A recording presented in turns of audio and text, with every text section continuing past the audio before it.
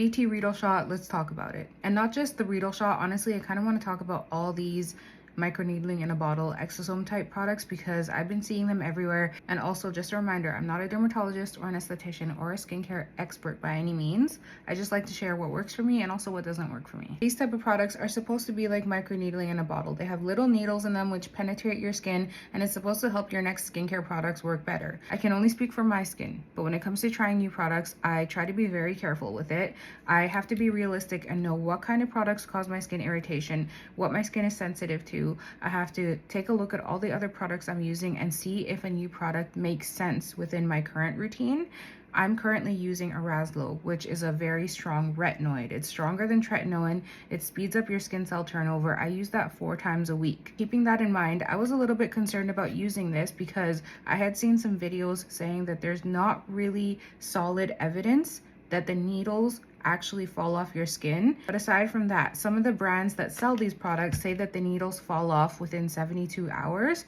That is something that worries me using it with Arazlo. If those needles stay in your skin for 72 hours, then it's going to be difficult to use my Arazlo 4 times a week and be consistent with it, which is at this point very important to me. I did watch a video that Dr. Dray posted, and when it comes to using new products, especially something that is supposed to be exfoliating or break the top layer of your skin, that is something that I don't take very lightly. So after watching her video and seeing everything that she had to say about it, I will not be using it.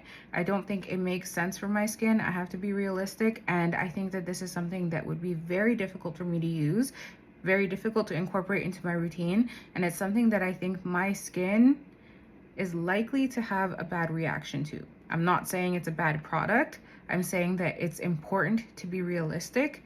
Look at your routine, be realistic about your skin, and see if it makes sense. I've seen a lot of people say that these work great for them.